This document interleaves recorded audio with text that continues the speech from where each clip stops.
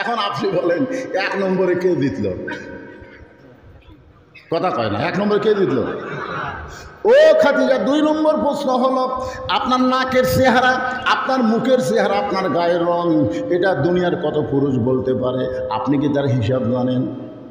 খাদিজা বলতেছে, ইয়া রাসূলুল্লাহ, আপনাকে যখন বিয়ে করছি তখন আমার বয়স হলো 40 বছর। চলে বলেন কয় বছর? 40 বছরে মক্কার সবচাইতে সম্ভ্রান্ত এবং ধনী নারী ছিলাম আমি। এই ধনী হওয়ার পিছনে আমার অনেকগুলো ব্যবসা ছিল। এই ব্যবসা বাণিজ্য চলাইতে গিয়া হাজার হাজার পুরুষের সঙ্গে আমার লেনদেন হয়েছে। ওই পুরুষেরা বলতে পারে আমার নাকের সাইজ কেমন, আমার মুখের সাইজ কেমন, আমার গায়ের রং কেমন। রাসূল বলে, খাদিজা এখন বলেন আপনার ফাতেমাকে দুনিয়ার কত পুরুষ মানুষ দেখেছে, আপনি কি বলতে পারবেন? খাদিজা বলে, রাসূলুল্লাহ, ওই আল্লাহর শপথ করে বলতেছি, ফাতেমা যখন আমার উদর থেকে জন্ম নিল, আমি তাকায় দিকে ফাতেমা উপর হয়ে শুয়ে আছে, আমি মা হইয়াও পর্যন্ত তার ইজ্জত দেখতে পারি নাই।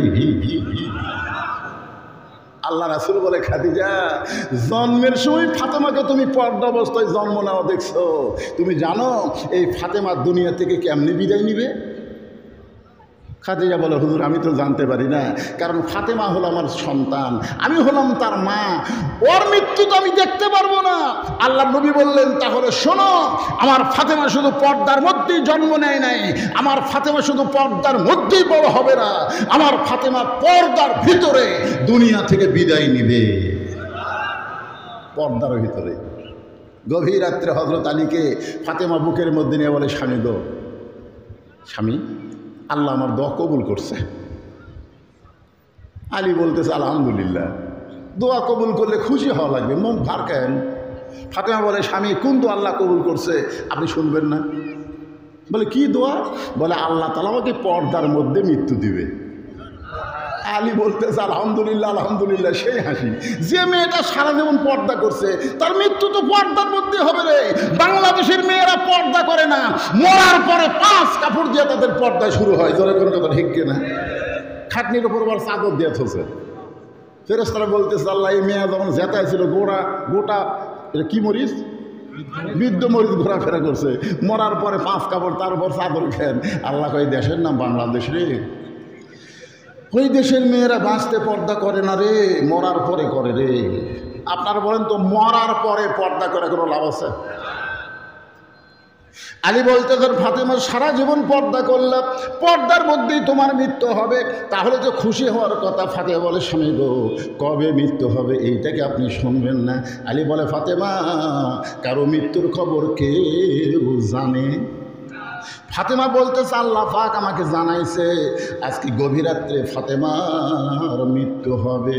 গাছের গোড়া গাছলে গাছটা যেমন ঠাস করে পড়ে যায়, হযরত আলী তেমনি পড়ে গেলেন ঘরের মাঝে। মা ফাতেমার স্বামীর মাথাটা উরাতের উপরে নিয়ে একটা চুমা দিয়ে মুচকি মুচকি হাসি আর বলে, স্বামী গো, এমন করে আপনি কাঁদবেন না, কারণ আমি জানি আমার স্বামী সাধারণ কোনো স্বামী না, আমার স্বামী হলো পৃথিবীর 1 নম্বর শিক্ষিত। আপনারা বলেন তো, হযরত আলীর চাইতে শিক্ষিত কেউ আছে? না। আনা মদিনাতুল ইলম ও আলিউ বাবুহা। রাসূল বলেছেন, আমি হচ্ছে ইলমের শহর আর আলী হচ্ছে সেই শহরের দরওয়াজা। জোরে কোন সুবহানাল্লাহ। ওমর ফারুক যখন উটের লাগাম ধরে জেরুজালেমে গেলেন, জেরুজালেমের খ্রিস্টানরা মনে করতেছে উটের পিঠে যিনি বসে আছে তিনিই হলেন খলিফা ওমর। তো উটের কাছে এসে চকিয়া নিয়ে একজন হামাগুড়ি দিয়ে বলতেছে, আমিরুল মুমিনিন, আপনার উটের পিঠ থেকে সরাসরি নামতে কষ্ট হবে, আমার পিঠের উপর পা দিয়ে আস্তে করে নামেন। রাখাল ছোটো বাচ্চার মতন কান্দে। জেরুজালেমের খ্রিস্টানরা বলে, কান্দেন কেন? আমাদের আভ্যর্থনার মধ্যে কোনো বেয়াদবি আছে? বলে, বেয়াদবি না, তোমরা যাকে উমর মনে করে সম্মান করতেছ, আমি তো উমরই না, যিনি রশ্মি ধরে জমিয়ে দাঁড়ায় আছে তিনি হলেন খলিফা ওমর। খ্রিস্টানরা বলে, ইসলাম যদি এমন হয় তাহলে আর আমরা খ্রিস্টান থাকবো না, আমরা সব মুসলমান হয়ে যাবো। সব খ্রিস্টান মুসলমান হচ্ছে, কিন্তু একটা পাদ্রী ওর কাছে যখন খবর গেছে যে খ্রিস্টানরা উমরের আদর্শ দেখাইতে মুসলমান, পাদ্রী এসে উমরকে বলতেছে, ওমর আমিও কলমা পড়ে মুসলমান হব। ওমর ফারুক বলে, ঠিক আছে কলমা পড়েন। বলে, না, কলমা পড়ার আগে তোমাকে 4টা প্রশ্ন করব, উত্তর দিবার পারলে মুসলমান। ওমর ফারুক চমকে গেল, কি প্রশ্ন ভাই? বলে 1 নম্বর প্রশ্ন হলো, একই সঙ্গে 2 ভাই জন্মগ্রহণ করছে, আবার বহু বছর পর একই সঙ্গে 2 ভাই মৃত্যুবরণ করছে, এক ভাইয়ের চাইতে 100 বছরের বড়। 2 নম্বর প্রশ্ন হলো, পৃথিবীর এমন কোন জায়গায় সূর্যের আলো একবার পড়েছে কিয়ামত পর্যন্ত পড়বে না, ওই জায়গার নাম বলতে হবে। 3 নম্বর প্রশ্ন হলো, পৃথিবীর এমন কোন কবর যে কবরও জীবিত, কবরের লাশটাও জীবিত। পাদ্রী বলে, আমার 4 নম্বর প্রশ্ন হলো, পৃথিবীর এমন কোন কারাগার যে কারাগারের মতন কয়েক নিঃশ্বাস নেবার পারে না, এরপরও জীবিত থাকে।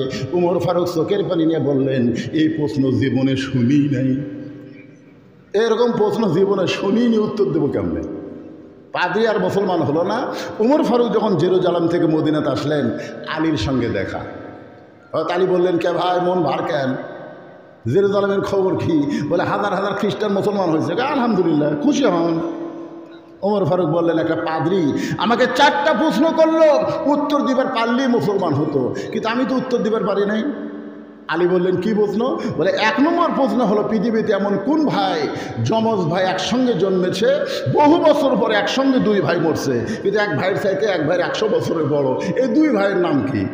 আলী বলতেছে, এক ভাই হলো ওজার আলাইহিস সালাম, আর এক ভাই হলো আজিজ আলাইহিস সালাম। ওজারকে আল্লাহ ঘুমের মধ্যে 100 বছর রাখছিল, এজন্য 100 বছরের ছোট। কাফেরেরা 2 ভাইকে একসঙ্গে হত্যা করছে। উমর ফারুক বলে, হাই, এটা তো আমি জানি না। 2 নম্বর প্রশ্ন করলো, পৃথিবীর এমন কোন জায়গা সূর্যের আলো একবার পড়েছে কিয়ামত পর্যন্ত পড়বে না? আলী বলতেছিল, ওইটা হলো যখন মুসা আলাইহিস সালাম পার হলেন সাগর, তখন আল্লাহ সাগরকে রাস্তা বানায় দিলেন, ওই সময় সূর্যের আলো সাগরের তলদেশে পৌঁছে গেছে। ফেরাউন যখন দল বললে নামছে, তখন সাগর আইকার মতো হয়ে গেছে। কিয়ামত পর্যন্ত এই জায়গায় সূর্যের আলো আর দ্বিতীয়বার পড়বে। 3 নম্বর প্রশ্ন হলো, কবরও জীবিত, লাশটা জীবিত? আলী বলতে যে কবর হলো মাছ, আর লাশটা হলো ইউনূস আলাইহিস সালাতু ওয়াস সালাম। 4 নম্বর প্রশ্ন হলো, এমন কোন কারাগার নিঃশ্বাস নেবার পারে না, কয়েদি জীবিত থাকে? তাই বলে মনে করেন এটা আয়না ঘর। এই রে, আমিরে জামাত মরহুম গোলাম আজম হুজুরের ছেলে যখন আয়না ঘর থেকে ফেরত আসলেন, এই শালি এত খারাপ, বুঝলেন? ভালো ভালো মানুষগুলোকে গুম করছে, ভালো ভালো মানুষগুলোকে ধরে আয়না ঘরের মধ্যে নির্যাতন করেছে। কিছুদিন আগে একটা কল রেকর্ড ফাঁস হয়েছে, যে কোনো সময় চট করে ঢুকতে পারে। আমরা খালি দরজা খুলে দিতে, আসা মাত্রই আয়না ঘর। ধরে কোন কথা ঠিক কিনা? কি ভাই, এটা কোরআন সম্পর্কে কোনো জিনিস রাখা চলবে না। সব জিনিস কোরআনের নিচে, উপরে কোনো জিনিস রাখা যাবে, সবার উপরে থাকবে কি? আরো জোরে বলেন। আগামীতে আমরা দেখতে চাই বাংলার জমিনে কোরআনের উপরে আর কারো জায়গা হবে না। ধরে কোন কথা ঠিক কিনা? সূরা আসরের 4টা বিষয় আমি কিন্তু ওয়াজ করবো, অধৈর্য হলে চলবে। এরপরে মারাত্মক ওয়াজ আসতেছে, ওয়াতাওয়াসাবিল হক। হক বোঝেন? মামুনুল হক, আজিজুল হক, কুলজাল হক, জাহাকাল বাতিল, ইন্নাল বাতিলা কানা। সেই ফাটাফাটি ওয়াজ, গরম যতই লাগুক। অনেকদিন পরে আইছে, 8-9 বছর হলো। ধরে কোন ঠিক কিনা? হ্যাঁ। এর মধ্যে আবার প্রশ্ন দিছে, প্রশ্নগুলো পরে দেওয়া লাগবে।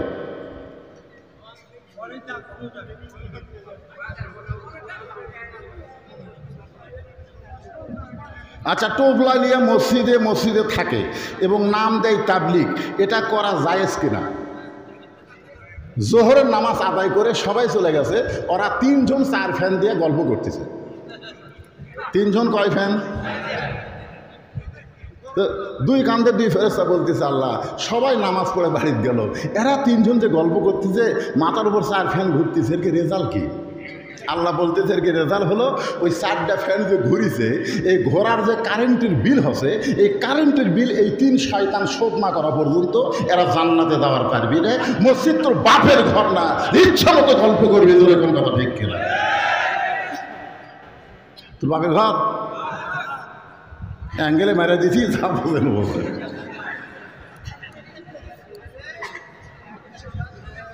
আল্লাহ। আসসালামু আলাইকুম দাদা, আমি আপনার প্রিয় ভক্ত। আমার প্রশ্ন, আপনার ওয়াজে এই যে 17 রাকাত নামাজ নবীর উম্মতির জন্য আল্লাহ তাআলা দিয়ে দিল, এখন এই 17 রাকাত নামাজ কোন নবীর কয় রাকাত করে নামাজ ছিল এটা আমার জানার আগ্রহ। ঠিক আছে, নামাজের উপরে ওয়াজ হচ্ছে, জোরে কোন কথা ঠিক কিনা? নামাজের উপর হচ্ছে না? পুরুষের নামাজ, মেয়ে মানুষের কি? এইখানে এই দুটা জিনিস খেয়াল থাকবেন। মরদ মানুষের 1 নম্বর নেক আমল হলো নামাজ, আর নারীদের জন্য 1 নম্বর নেক আমল হলো পর। আরো জোরে কোন। ফাতেমা বলতেন, স্বামী গো, আমি জানি আপনি হলেন সবচাইতে বড় শিক্ষিত, আপনি হলেন সবচাইতে বড় বীর। আপনারা বলেন তো ফাতেমার জানা কি ভুল আছে? আল্লাহ রাসূল কি বলেছেন? আল আলিউ কি আসাদুল্লাহ, আলী হচ্ছে আল্লাহর সিংহ। যেরকম সুবহানাল্লাহ। তাহলে সবচাইতে বড় আলেম এটাও যেমন ঠিক, সবচাইতে বড় বীর এটাও তেমন ঠিক। তাহলে আমার মরার খবর শুনে আপনি পড়ে গেলেন। আপনি কি জানেন না এ দুনিয়া থাকার জায়গা না, আসলে যাইতেই হবে। এই যে কাদের কথায় কথায় বলতো খেলা হবে, খেলা হবে। খেলে শালা তোর মাজা নাই, তুই খেলবো কেমনে? খেলবার গেলে মাজা ঠিক থাকা লাগবে। যেরকম ঠিক না, পালাবো না, পালাবো না। যদি যাই ফখরুলের বাড়ির যাবো শালা। কারণ আল্লাহর ওলি 50 বছর যিনি কোরআনের তাফসীর করেছেন, তিনি বলেছেন এমন একটা সময় আসবে দাদা বাড়িতে গিয়ে পড়বা, পালানোর কোন ইন্দুরের গর্ত খুঁজে পাবে না। ধরে গান কথা ঠিক কিনা? খেলা হবি, মাজা নাই, শুরু তুই আর খেলবি। কি অহংকার! আসলে যাইতে হবে ভাই, যান। সবাই বলেন আসলে কোথায় যাবেন? ফাতেমা বলে, স্বামী গো, আমার মৃত্যুর কথা শুনে আপনি এইভাবে কেন পড়ে গেলেন? কারণ আসলে যাইতে হবে। এই দুনিয়া থাকার জায়গা না, এই দুনিয়া হলো যাওয়ার জায়গা। মিশে মায়ায় বন্দি থাইকা করলাম কত খেলা, পশ্চিমে তাকিয়ে দেখো তোমার ডুইবা গেছে বেলা। আমি মরে যাওয়ার পরে আমার 3টা চাওয়া আপনাকে পুরা করা লাগবে। আলী কান্দার বলে, ফাতেমা, দুনিয়ার জীবনে গরিব ছিলাম বলে তুমি কিছুই চাইলে না। আমি চাইলে তুমি কষ্ট পাবা, তুমি চাইলে আমি কষ্ট পাবো, এই জন্য তুমি কিছুই চাইলে না। মরার পরে তুমি কি চাইবা ফাতেমা? বলে 1 নম্বর চাওয়া হলো আমার কোনো জানাজার ব্যবস্থা করবেন না। কারণ মেয়ে মানুষের জানাজার দোয়া লাগবে না, মেয়ে মানুষের দোয়ার খনি হলো তার স্বামী।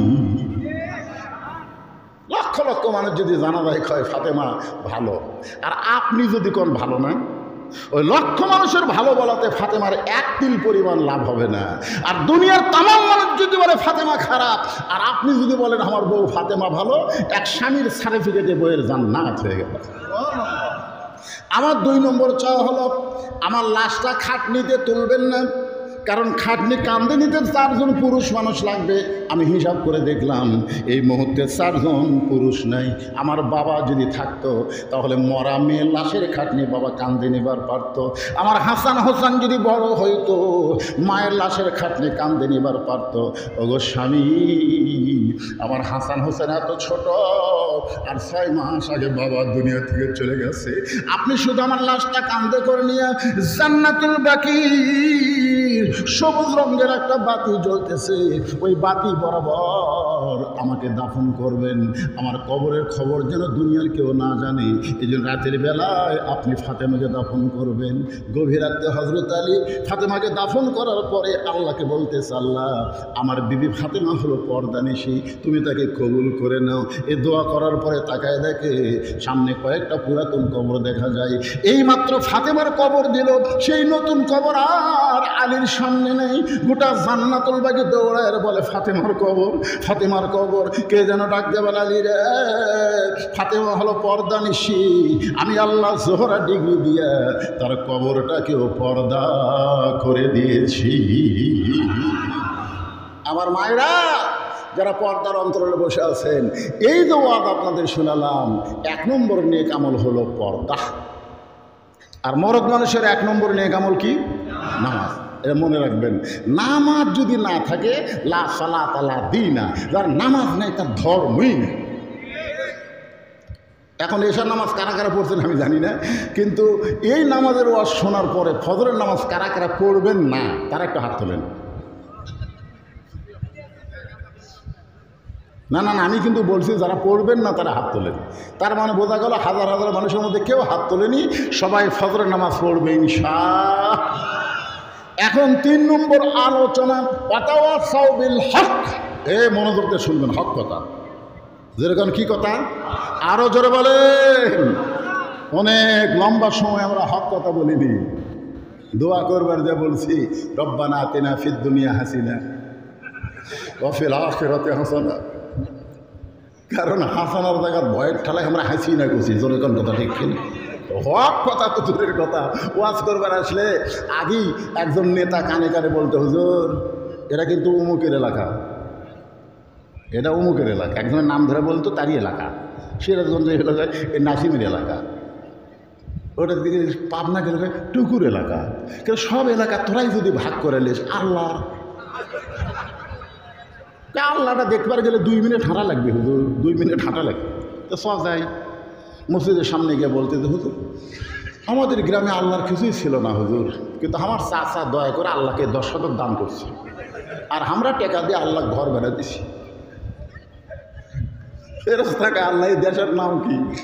ওর চাচা জায়গা দিলে তোমার জায়গা হয়, আর এরা টাকাতে ঘর বেড়ে দেয়, এই দেশের নাম কি? আল্লাহ বলে ওইটাই তো ফেরাউনের বাংলাদেশ।